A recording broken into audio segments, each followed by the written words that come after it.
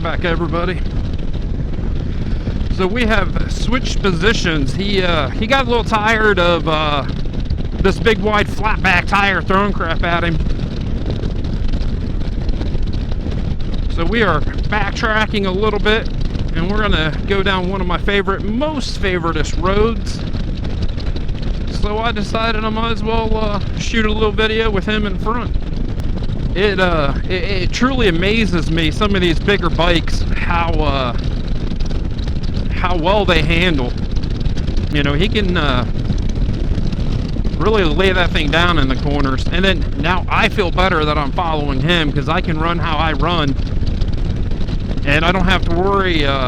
You know, we got into a couple hairy situations. One, a guy was sitting in the middle of my lane. He backed out of his driveway and stopped in the middle of the road. I popped up over a hill, and he's sitting there. So, you know, I throw my arm up, get his attention, and I'm on the brake, and this thing's an anti-lock brake stopping.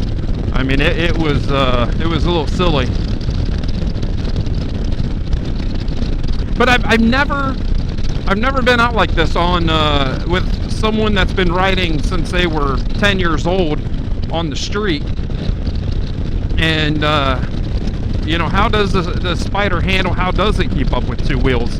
You know, I think this thing handles incredible. But we'll see. You know, might have to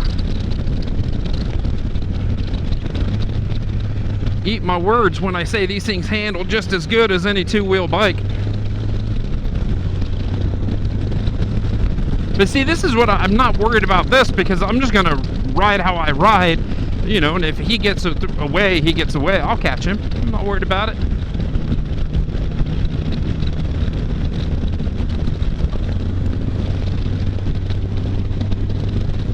But this is about our only switchbacks we have on this little road. I should probably be down one more gear or two.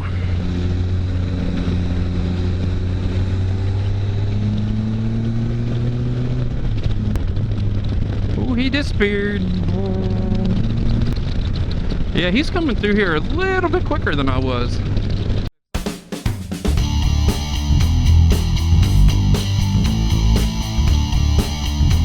Okay, I think we are recording. So welcome back, everybody. Today is March 24th. The Spyder is optimistically telling me that it's 57 degrees. I have my jacket on and a liner, and I'm on the warm side. So I met up with a buddy that I used to work with back in 1997, 8. And he has an African twin, which is very cool. And then he just purchased a new to him Honda ST1300, I do believe. And hooked up last weekend. He's like, hey, you want to go for a ride? And we are on our ride to Coolville, Ohio. That sign came up perfectly, didn't it? Oh, gravel, gravel, gravel, gravel, gravel.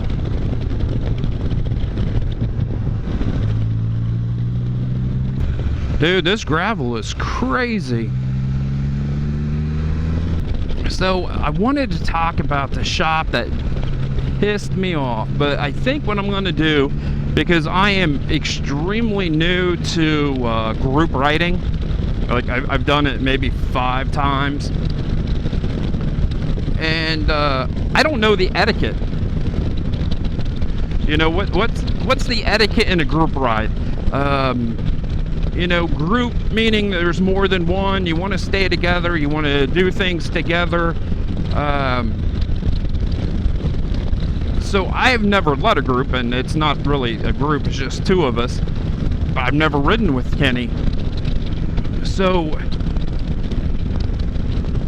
you know, how do you determine, you know, people that have been riding for 20, 30, 40, 50 years, how do you determine the speed? How do you communicate back and forth if you don't have any type of communication? You know, I like to point out gravel, because this road for some reason is just covered in gravel. But how do you know if you're going too fast? How do you know if you're going too slow? And then with me, I'm on a spyder, so I'm on 3 wheels. Well, the guy behind me is on 2, so you ride him a little different, you know. Like if I go into a corner just a little too hot, you know I can just jam on the brakes and get through the corner. But if I do that and he's behind me, and I don't think that bike has anti-lock brakes, you know, I could get him in trouble. And you don't want to get your riding buddy in trouble. I'll tell you what, that cabin is gorgeous back there in the woods. So what I'm doing, I'm keeping it below 10 miles per hour over the speed limit. I'm going to give fair warning if I'm getting on the brake so he can adjust his line. But besides that, I don't know. I don't mind being a leader. I can be a leader at work. I can be a leader, you know, with a lot of things I do. But one thing I do not like being a leader of is if I'm in the car, I don't want to lead anybody because I tend to outrun people. I drive a little quick. And that bike has way more power than the Spyder. And I know he can outrun me. So in this case, I would rather follow him because I know my abilities and I don't think he's going to lose me. But I could be wrong. I mean, it is an incredible bike. And I think what I'm just going to do, and what I have been doing, is I'm going to run my line, and then, you know, he can rubber band. If I'm going a little too quick through the turns, you know, he'll just catch me on the straights. And then I figure if I'm just going way too slow, he's just going to pass me, and then I'll be like, I'm going too slow. Old man on a tricycle.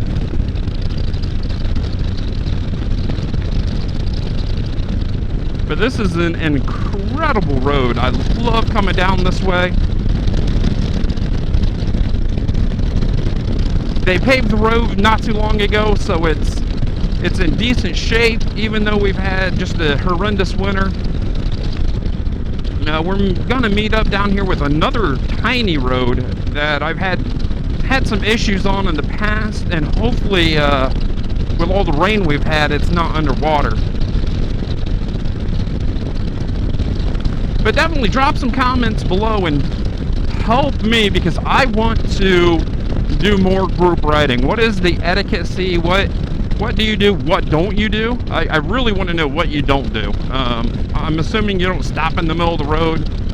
If you're the slow person, I'm assuming you don't want to be out front. And then I'm assuming that, you know, in larger groups, then, you know, you're going to have multiple people with multiple riding styles and abilities. So I'm assuming, you know, people kind of group up to how they ride.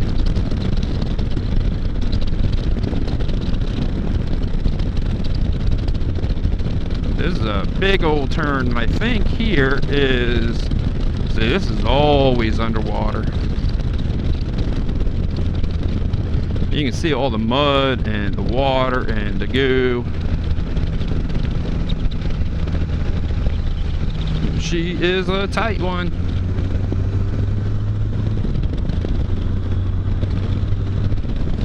Yeah, this is really low down through here, and it's underwater quite a bit. What's this little town? Corbindale.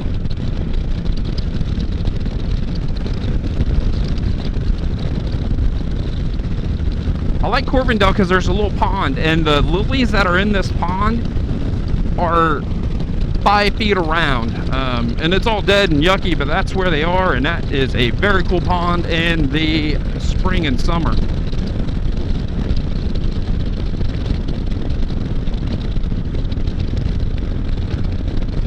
But we are heading for a road that he has never been on before, so hopefully he likes it.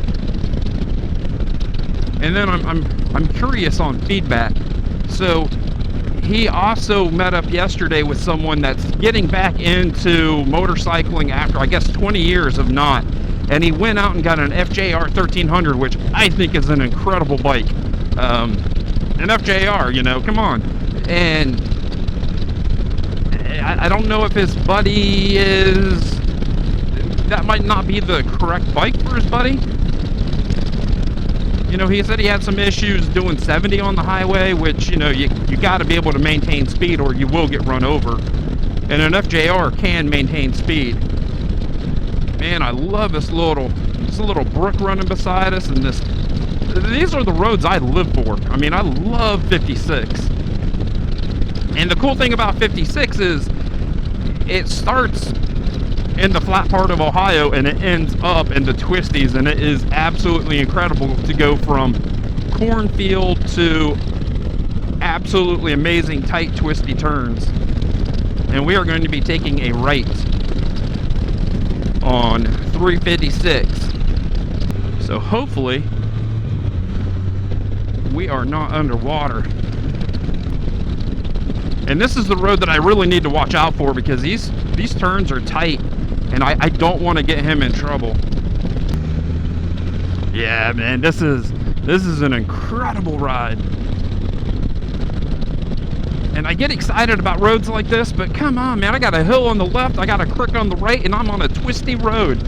You know, life cannot get better than that right through there. That is gorgeous. So definitely drop some comments below, help me out a little bit.